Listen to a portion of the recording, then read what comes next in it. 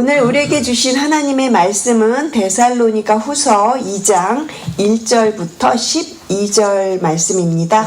제가 가지고 있는 신약 성경 페이지 334페이지에 있습니다.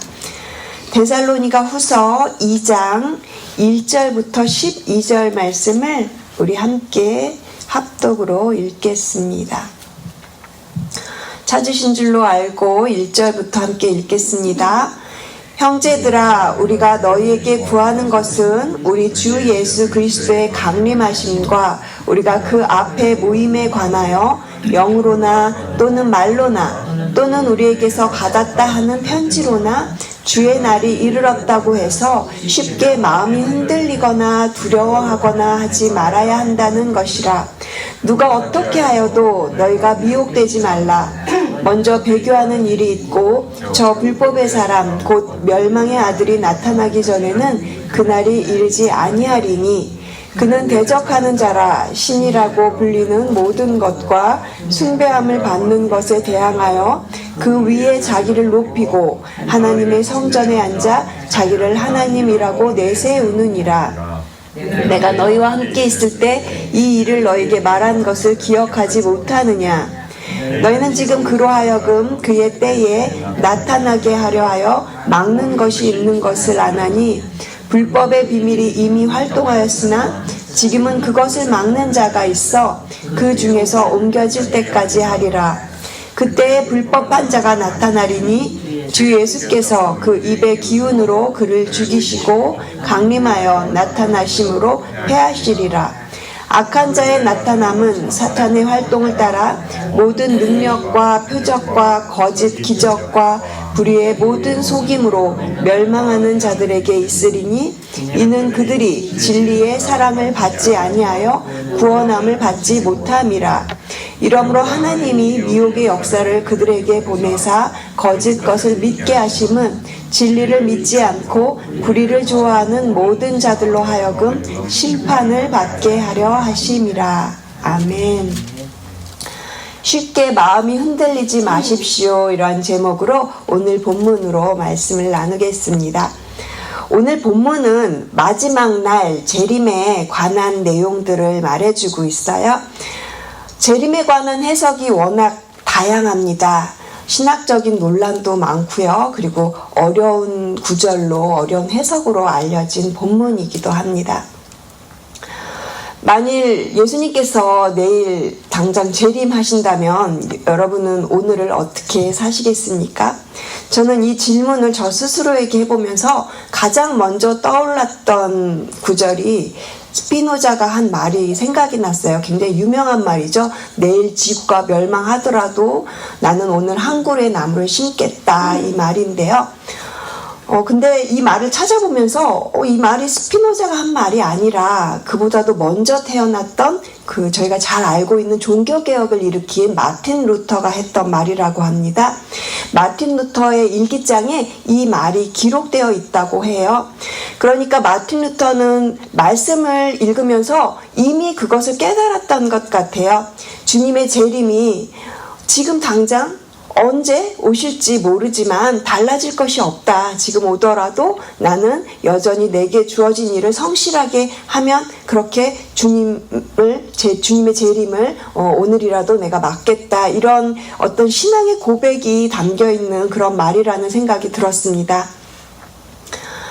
마틴 루터는 아마 그렇게 꾸준하게 하루의 일과를 살았을 것 같아요. 주님이 당장 오시더라도 내일 오시더라도 나는 여전히 오늘 아침 일찍 일어나서 기도하고 또 말씀 묵상하고 말씀 그렇게 전하고 저녁이 되면 다시 또 가족하고 식사를 하고 그리고 그렇게 주님이 오시는 것을 맞겠다. 그렇게 말씀대로 살아가겠다. 주님이 지금 당장 오신다고 해서 하나도 달라질 것이 없다는 것이죠. 그렇습니다. 우리가 말씀대로 지켜서 행하는 삶을 매일매일 하루하루 그렇게 살아간다는 것, 지금 당장 주님이 오신다고 해도 특별히 달라질 것이 없다는 것입니다. 그런데요, 오늘 저희가 읽었던 본문 속에 나오는 데살로니가 교회의 성도들은 그렇지 않았던 것 같습니다. 주님의 재림이 있다고 해서 그것 때문에 두려워하는 사람들이 많았고요. 그리고 또 어떤 사람들은 이미 주님의 재림이 왔다. 너는 알지 못하느냐? 이미 예수님 다시 왔다. 이런 헛된 거짓 소문들로 인해서, 거짓 가르침으로 인해서 이 자신들의 사명을 잃어버리고 그리고 방황하는 사람들이 그때 데살로니가에 많았던 것 같습니다. 그래서 사도 바울이 데살로니가 사람들을 다시 한번 위로하면서 또 권면하면서 이 데살로니가 후서 편지를 쓰고 있는 것이에요. 그래서 오늘 본문은 재림에 관한 내용을 말하고 있습니다. 그 권면의 편지가 오늘 본문의 1절에서 시작되는데 저희가 한번 1절 말씀 다시 한번 소리내서 같이 읽겠습니다. 형제들아, 우리가 너희에게 구하는 것은 우리 주 예수 그리스도의 강림하심과 우리가 그 앞에 모임에 관하여. 여기까지만 읽겠습니다. 1절에 보시면 주 예수 그리스도의 강림하심과, 여기서 강림은 주의 재림을 말하는 것입니다. 주의 재림은 모든 성도가 기다리고 있는 사건이죠. 이 데살로니가에 있었던 사람들은 그 당시에 굉장히 핍박을 많이 받았기 때문에 굉장히 주님의 다시 오심 재림을 간절하게 기다리고 있던 성도들이었어요. 그런데 막 어느 곳에서 이미 주님이 왔다고 하니까 그러면 나는 구원받지 못한 건가? 왜 주님이 재림했는데 나는 이렇게 그대로 지금 있지? 막 이러면서 굉장히 혼란스러운 미혹에 빠졌던 것입니다. 그러니까 문제는 많은 성도들이 이 그리스도의 재림에 대한 지식이 바르지 못했다라는 거예요. 그리고 그 거짓 가르침에 마음이 쉽게 흔들리고 그리고 미혹되었다라는 것입니다. 재림에 대한 지나친 두려움과 혼돈 속에서 걱정하고 있었어요. 그러니까 데살로니가 성도들에게 이렇게 사도 바울이 편지를 써서 간곡하게 다시금 가르침을 주면서 부탁하는 겁니다. 2절 하반절을 보시면 주의 날이 이르렀다고 해서 쉽게 마음이 흔들리거나 두려워하거나 하지 말아야 한다, 그렇게 되어 있고요. 그리고 3절도 보시면 누가 어떻게 하여도 너희가 미혹되지 말라 하고 있는 것이죠. 그렇습니다. 주님의 재림에 대해서 우리가 기다리고 관심을 가져야 하는 것이 맞죠. 하지만 너무 그것에 사로잡혀서 거짓된 그 어떤 여러 가지 소문에 마음이 흔들리지 말라고 그렇게 말하는 것입니다. 지금 당장 주님의 재림이 있다고 해도 하나님께서 우리에게 주신 사명을 성실하게 지키면서 살아가는 것이 필요하다고 생각됩니다. 그러면서 특별히 사도 바울이 미혹되지 말라고 권면을 하는데, 이 미혹이 세 가지 경로를 통해서 들어온다고 2절에서 언급하고 있어요. 2절을 보시면 영으로나 또는 말로나 또는 우리에게서 받았다 하는 편지로나 이렇게 되어 있습니다. 그러니까 영, 말, 그리고 우리에게서 받았다 하는 편지, 이것들을 통해서 지금 데살로니가 성도들이 마음이 흔들리고 미혹되고 있다라는 거죠. 먼저 영으로나, 이것은요, 다른 말로 어떻게 생각하면 내가 계시를 받았어, 이렇게 주장을 하는 겁니다. 데살로니가 성도들이 극심한 핍박을 받고 있는 상황이라서 주님의 재림이 이미 왔다라고 하는 이 소문을 들으니까 그 말에 귀가 솔깃해져서 미혹되는 일이 생기면서, 예전에도요, 한국에 보면 이런 일 참 많았지 않았습니까? 주님의 재림이 언제 어느 때에 있을 거라고 그렇게 예언을 하면서 그것을 믿고 또 집도 팔고 직업도 그만두고 다들 어느 한 곳에 모여서 기도만 하고 그렇게 주의 재림을 기다리던 이단들도 있었던 거죠. 어떤 사람들이 영적인 일을 가지고 영적인 것이라고 자꾸 주장하는 사람들의 말도 조심해서 들어야 합니다. 이렇게 말하는 사람들은요, 마치 자신이 영적으로 매우 탁월해서 또한 하나님께서 자신한테 그렇게 직접 말씀하셨다고 이렇게 말씀하는 사람들 굉장히 위험할 수 있습니다.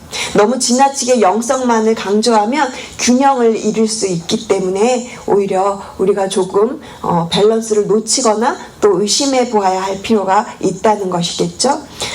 또한 말로 미혹될 수 있다고 2절에서 말합니다. 평범한 말을 통해서 또 전해지는 거짓된 가르침을 조심하라는 것이죠. 그리고 또한 우리에게서 받았다 하는 편지요. 이것은요, 그 당시에 사도 바울이 썼다고 주장을 하면서 이 사도 바울의 편지를 위조하거나 그리고 거짓 편지로 그렇게 속이는 일이 있었던 거예요. 그래서 사도 바울이 지금 이런 표현을 하는 겁니다. 우리에게서 받았다고 하는 편지를 가지고도 속이는 사람들이 있으니까 너희가 이런 것들에게 속지 말아라, 이렇게 권면을 하고 있는 것이죠. 사람의 말이라는 것이 얼마나 우리를 마음을 흔들게 합니까? 우리는 말 한마디 때문에 마음이 흔들릴 수 있는 존재라는 거죠. 과거에도 그랬고요. 데살로니가 지금 이 시대도 그렇듯이요. 지금 우리도 마찬가지입니다.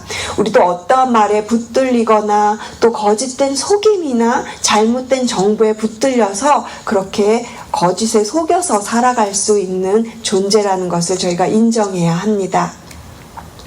그래서 우리가 성경을 읽는 거고요. 지금 저희는 또 그래서 성경을 쓰고 있는 것 아니겠습니까? 하나님의 말씀에 붙들려서 누가 어떻게 하여도 마음이 흔들리지 않겠다고 결심을 해야 하는 것입니다. 그래서 3절 후반절을 보시면요, 사도 바울이 주의 재림이 오기 전에 특별한 존재가 나타나게 될 것을 말하고 있어요. 3절에 보니까 저 불법의 사람 곧 멸망의 아들이라고 이렇게 말하고 있는데요.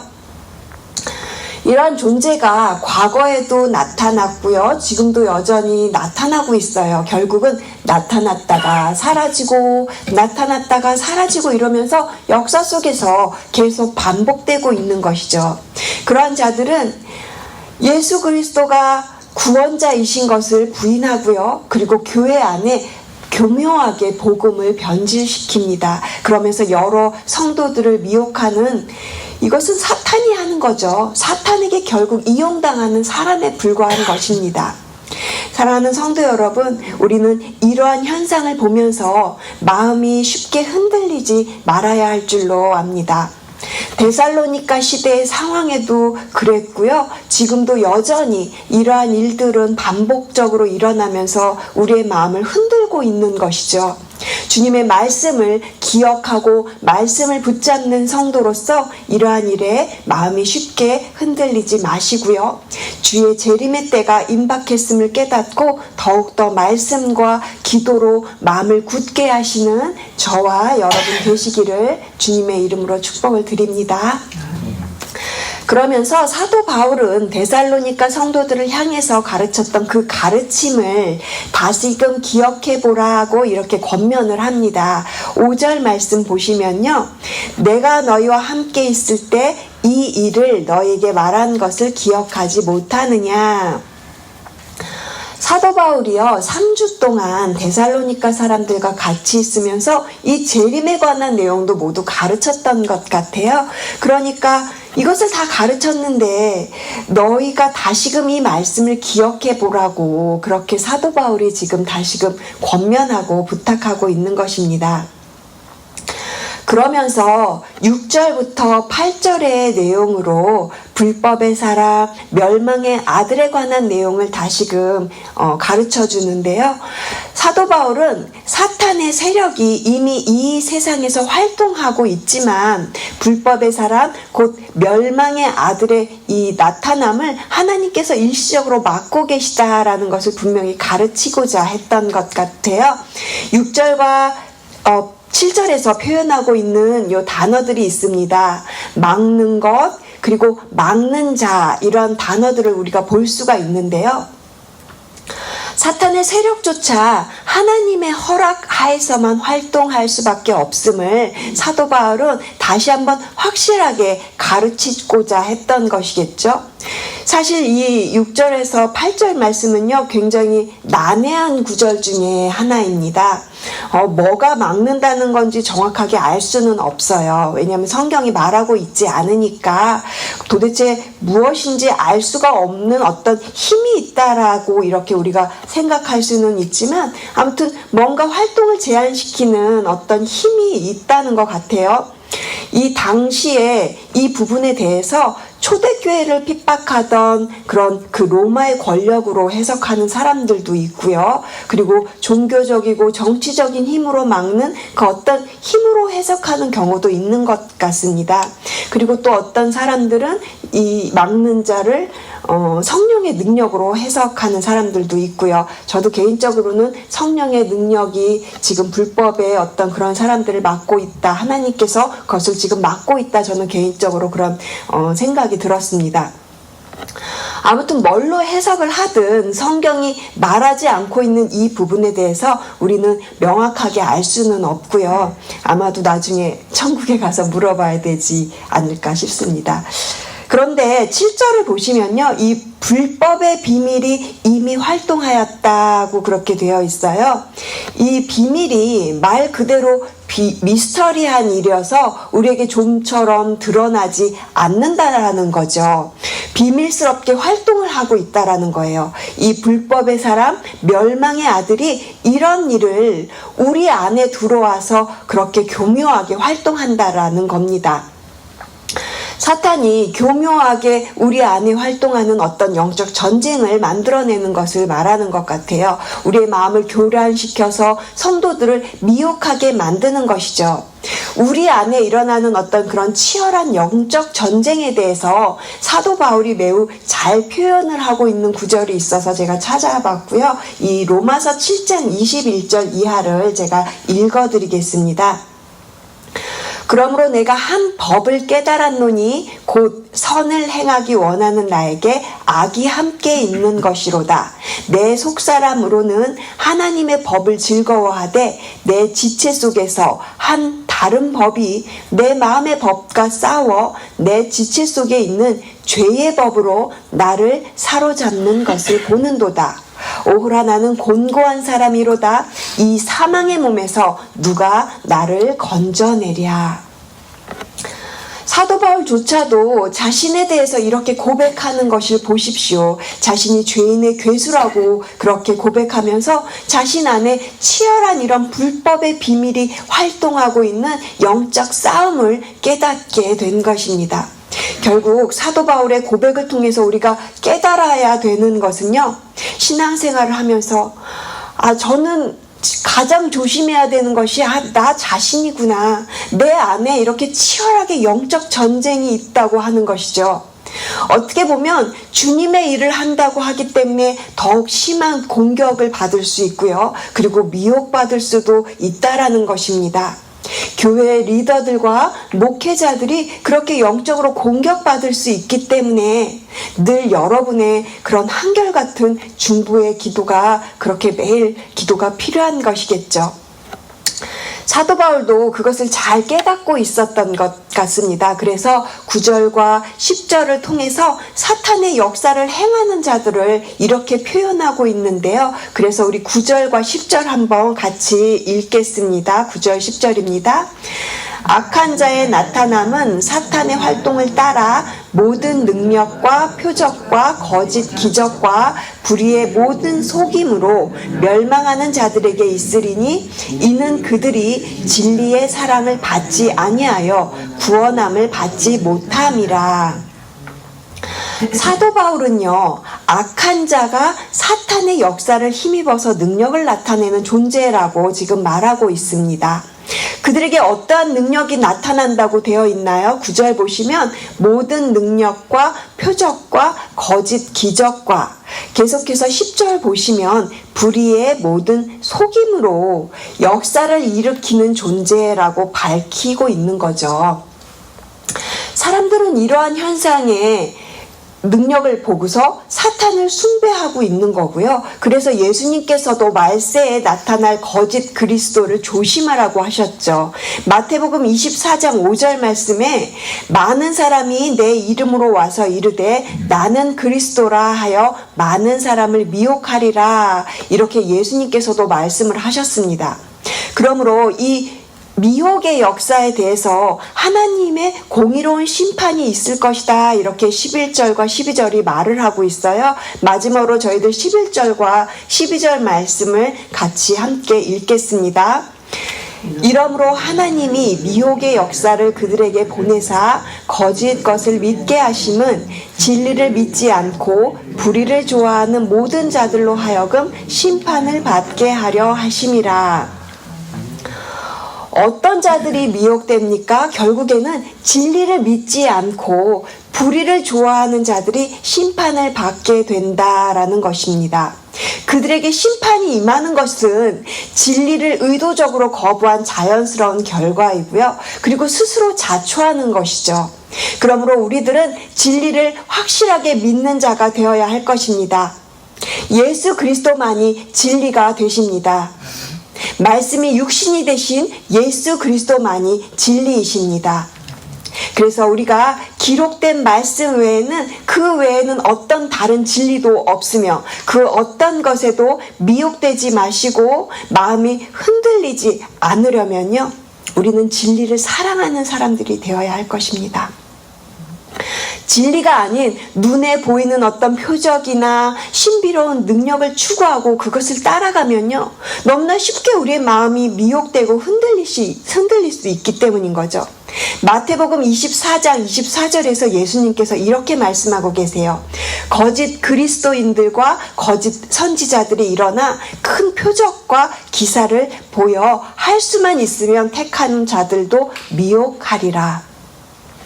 큰 표적을 행하고 기사를 보여준다고 했어요. 거짓 그리스도들과 그런 거짓 선지자들이요, 그렇게 능력을 나타내는 것으로 사람들이 미혹되고 또 진리에서 떠나게 만든다라는 것이죠. 사랑하는 성도 여러분, 오늘 여러분은 주님의 재림에 대해서 어떻게 생각하고 계십니까? 주님께서 분명히 다시 오신다고 하셨습니다. 주님의 때에 반드시 주님은 다시 오실 것입니다. 주님이 오셨을 때 주님 앞에서 우리가 부끄럽지 않기 위해서라도 마치 한 그루의 나무를 심는 심정으로 그렇게 성실하게 우리에게 주어진 자리에서 우리에게 주신 그 부르심에 따라 그렇게 성실하게 하루를 살아가야 될 줄로 믿습니다. 데살로니가 성도들처럼 너무 이 일에 대해서 걱정하거나 두려워하지 마십시오. 우리는 두려움을 가질 것이 아니라 주님을 더욱 사랑하기만 하면 됩니다. 그리고 주님께서 우리에게 맡겨주신 사명을 하루하루 감당하면 되는 것입니다. 마지막으로 디모데후서 3장에 있는 말씀을 읽어드리고 설교를 마치겠습니다. 디모데후서 3장 1절 이하에 이런 말씀이 있습니다. 너는 이것을 알라. 말세에 고통하는 때가 이르러 사람들이 자기를 사랑하며 돈을 사랑하며 자랑하며 교만하며 비방하며 부모를 거역하며 감사하지 아니하며 거룩하지 아니하며 무정하며 원통함을 풀지 아니하며 모함하며 절제하지 못하며 사나우며 선한 것을 좋아하지 아니하며 배신하며 조급하며 자만하며 쾌락을 사랑하기를 하나님 사랑하는 것보다 더하며 경건의 모양은 있으나 경건의 능력은 부인하니 이 같은 자들에게서 내가 돌아서라. 말세가 될수록 주님이 오실 때가 가까울수록 이런 일들이 벌어진다는 것이죠. 점점 더 세상은 사랑이 식어가고 삭막해질 것이라고 성경은 그렇게 미래를 그렇게 이야기하고 있습니다. 지난 금요일 성령 기도회에서 황순호 전사님이 주님의 사랑, 한결같은 사랑, 헤세드의 단어를 설명하면서 그것을 의리하고 연결을 시켜서 이 한결같은 사랑 헤세드를 설명해 주셨어요. 헤세드라는 단어를 저도 굉장히 좋아합니다. 그래서 이 헤세드를 저도 제 말로 어떻게 하면 주님의 한결같은 사랑을 우리의 삶 속에서 헤세드를 표현할 수 있을까 저도 많이 고민을 해보았는데 이 의리라는 단어를 딱 들었을 때 너무 적절하게 와닿는 거예요.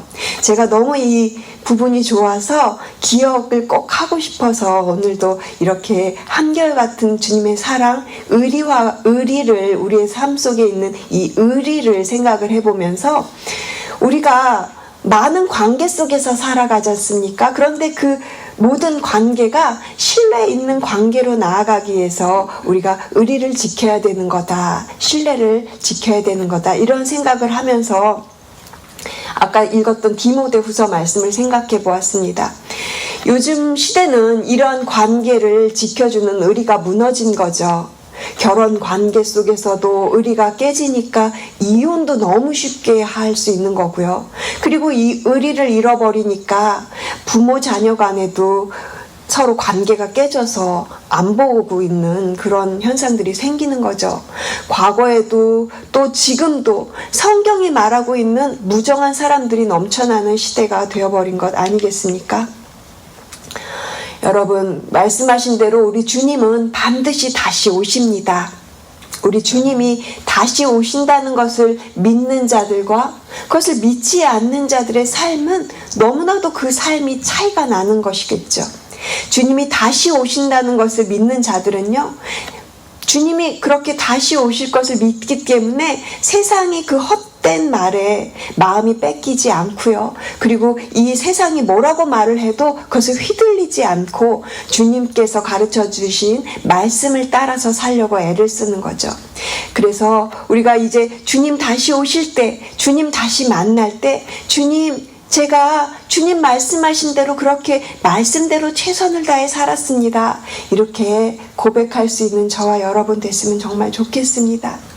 여러분, 주님 반드시 다시 오십니다. 그런데 주님이 다시 오실 때는요, 구원자가 아니라 심판자로 오세요. 이미 주의 구원은 이미 완성되고 이루어졌기 때문에 주님이 다시 재림해서 오시면 심판하러 오십니다. 그러므로 주님 오시는 그날까지 말씀 붙잡고 진리 되신 예수 그리스도를 그렇게 사랑하시면서 한결같은 사랑 기억을 하시면서 여러분들 이미 구원 받으셨으니까 두려워하지 마시고 그렇게 마음 쉽게 빼앗기지 마시면서 여러분의 삶의 관계 속에서 의리를 지키며 살아가는 저와 여러분 되시기를 주님의 이름으로 축복합니다. 기도하시겠습니다. 하나님 감사합니다. 미혹의 역사가 강하게 일어나는 이때에 하나님께서 우리들을 한결같은 사랑으로 붙들어 주시고 또 말세에 있을 환난에 대해서 두려워하지 않게 하시고 오직 진리만을 사랑하며 진리만을 따라 믿음의 길을 끝까지 잘 걸어가는 우리 모두가 되게 하여 주시옵소서. 감사드리며 이 모든 말씀 우리를 사랑하시는 예수 그리스도의 이름으로 기도합니다. 아멘.